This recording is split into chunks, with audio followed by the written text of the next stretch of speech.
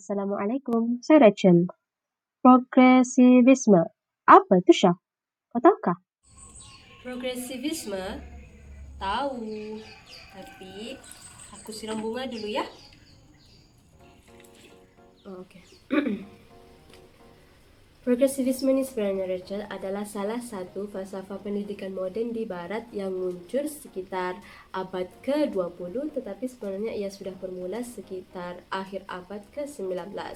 Ia sebenarnya berasal daripada falsafah pragmatisme yang kemudiannya dibentuk untuk tujuan pendidikan oleh John Dewey. Pada tahun 1915 terbitlah satu buku yaitu School of Tomorrow, dan setelah 4 tahun daripada terbitan buku itu, yaitu pada tahun 1919, barulah tertumbuhnya pertumbuhan falsafah progresivisme ini. Falsafah setelah 30 tahun pertumbuhan ini bergerak, barulah ia nampak kesan terhadap pendidikan pada masa itu.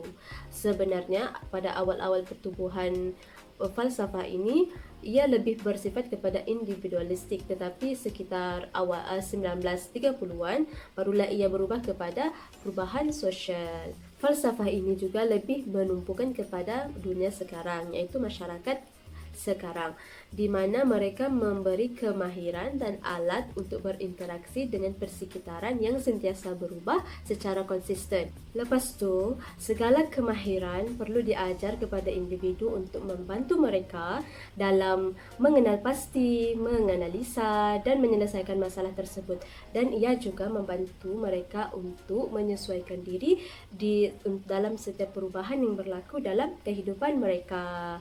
Jadi, faham kan nih, Rachel? Oh, paham. Thank you. Siapa lagi mau ditanya ya? Mazia, apa pula konsep dan prinsip dalam progresivisme nih? Rachel, bila kau sampai? Oh, itu tahu.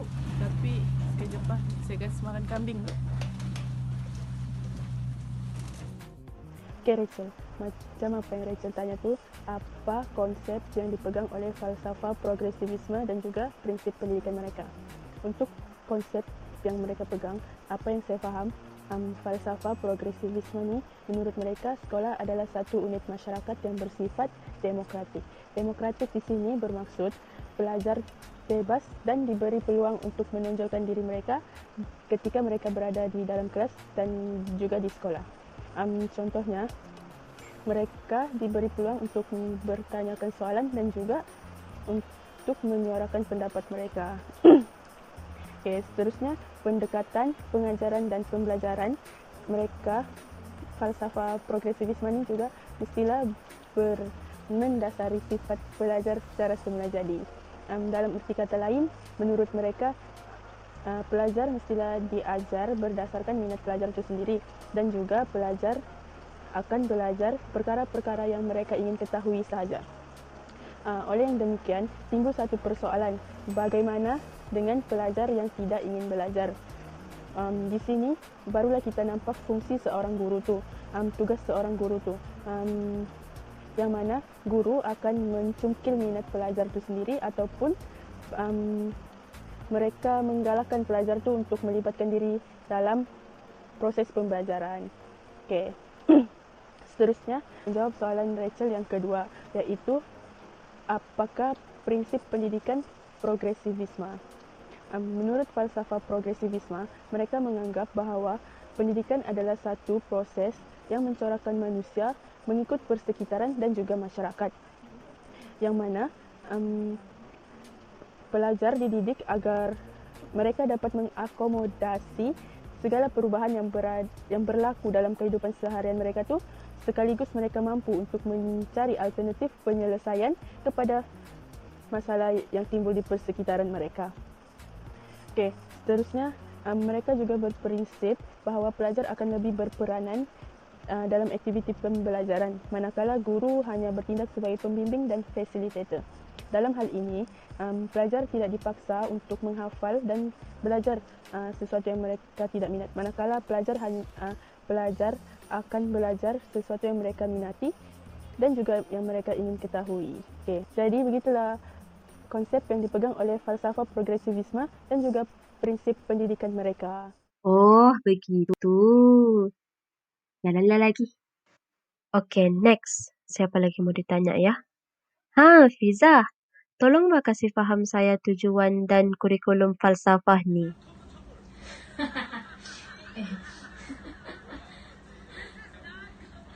Competition. Kenapa Rachel? Apa tu tujuan dan kurikulum progresivisme? Sekejap ya. Apa tu tujuan progresivisme? Dalam fahaman progresivisme ini, elemen utama dalam pembelajaran ialah pelajar. So, segala aktiviti PDP hendaklah dirancang berdasarkan minat, keperluan dan kebolehan pelajar. Menurut John Dewey, sekolah merupakan sebahagian daripada kehidupan pelajar. Oleh itu, sekolah bukan sahaja sebagai tempat untuk pelajar memperoleh ilmu pengetahuan, tetapi sekolah juga merupakan tempat pelajar untuk bekerja dan hidup bermasyarakat. Apa pula kurikulum progresivisme? Pembinaan kurikulum ini hendaklah dilaksanakan berkisarkan pengalaman peribadi dan sosial pelajar. Selain itu, kurikulum yang dirancang juga hendaklah bersifat merentasi kurikulum yang berkaitan dengan aplikasi beberapa kemahiran seperti kemahiran menyelesaikan masalah, kemahiran perbincangan, inquiry saintifik dan sebagainya. Kurikulum progresivisme ini juga mementingkan pelajar dapat belajar sambil bekerja, iaitu learning by doing, seperti guru hendaklah menambahkan praktik kerja di makmal, kebun ataupun bengkel. Okey, apa pula peranan guru dalam kurikulum progresivisme ini? Guru bukanlah pendeta yang menguasai ilmu ataupun mereka yang membekalkan ilmu kepada pelajar, tetapi guru akan berperanan sebagai pemudah cara ataupun fasilitator. Bermaksud, guru ini akan membimbing pelajar sepanjang proses PDP berlangsung, di samping memandu pelajar dalam menjayakan beberapa aktiviti projek. Bagi fahaman progresivisme ini, pelajar akan diberikan kebebasan secara fizikal dan juga mental untuk mengembangkan lagi bakat dan kemampuan pelajar. Selain itu, fahaman ini juga menyatakan bahawa pelajar ini haruslah dibimbing oleh guru untuk menguasai kemahiran belajar seperti meneroka, menilai, mengumpulkan maklumat, menyelesaikan masalah dan sebagainya. Nah, begitulah tujuan dan kurikulum progresivisme. Faham tak ni Rachel? Paham? Thank you Fiza kasih paham saya. Saya mau type lah supaya saya tidak lupa. Oke, last question. Progresivisme ni diamalkankah di Malaysia? Macam mana?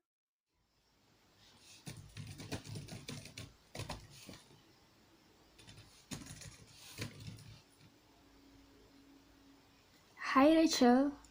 Lepas ni saya jawab, okey? Jadi tadi Rachel ada tanya, adakah progresivisme diamalkan di Malaysia? Dan ya, memang falsafah progresivisme diadakan di Malaysia dan terdapat beberapa implikasi terhadap amalan progresivisme ini terhadap sistem pendidikan di negara kita. Salah satunya adalah kaedah mengajar. Yang pertama adalah pelaksanaan pembelajaran berpusatkan pelajar. Di bawah strategi ini, pelajar amat memainkan peranan yang penting semasa proses pengajaran berlaku di dalam kelas. Strategi ini memerlukan pelajar untuk bergiat secara aktif semasa pengajaran berlangsung, manakala guru akan bertindak sebagai fasilitator atau sebagai pemantau. Yang kedua adalah mengutamakan integrasi subjek. Menurut definisi dari aspek pedagogi, integrasi subjek melibatkan kaedah atau teknik mengajar yang merangkumi kandungan pelajaran dan kemahiran yang pelbagai melalui satu bidang pelajaran yang khusus.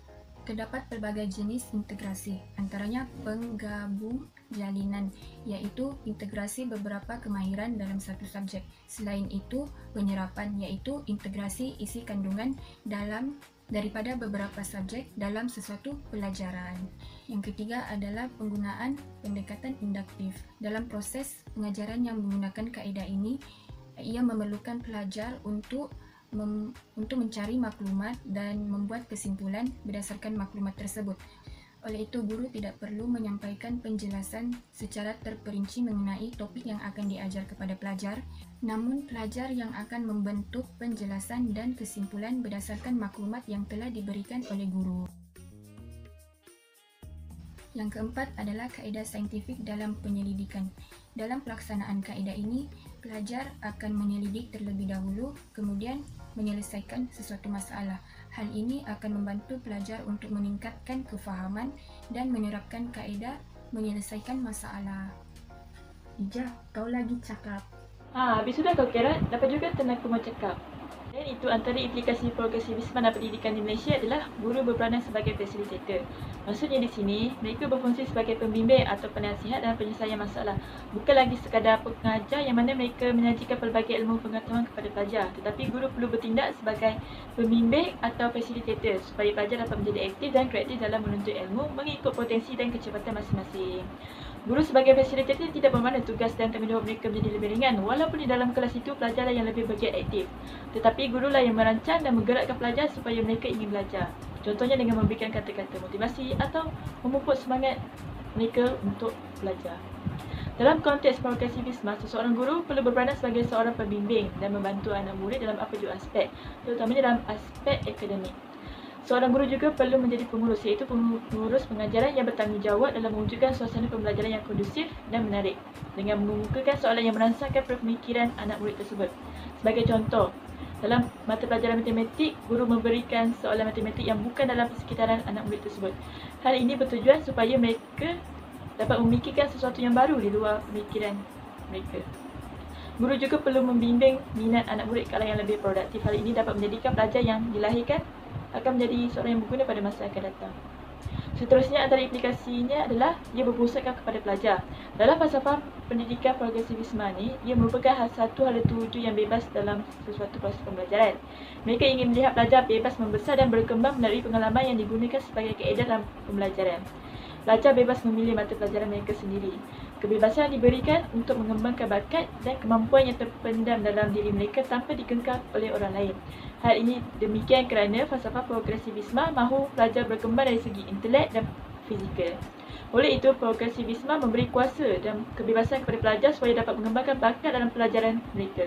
Ia akan melahirkan sikap yang berkeyakinan dalam diri pelajar tersebut dan mereka akan bersedia dari segi fizikal dan mental untuk menghadapi cabaran pada masa akan datang. Contohnya dalam KSSM telah melaksanakan perkara ini kepada pelajar tingkatan 1 di sekolah menengah yang mana mereka diberikan kebebasan untuk memilih elektif pengkhususan dalam subjek kemahiran hidup dengan 4 pilihan iaitu ekonomi rumah tangga, perdagangan, pertanian dan kemahiran teknikal.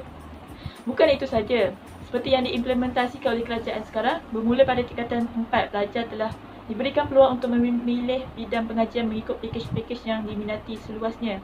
Tetapi mulai tahun 2020, tiada lagi aliran sains atau sastra. Pelajar boleh memilih pakej yang mengandungi senarai mata pelajaran yang mereka mahu pelajari.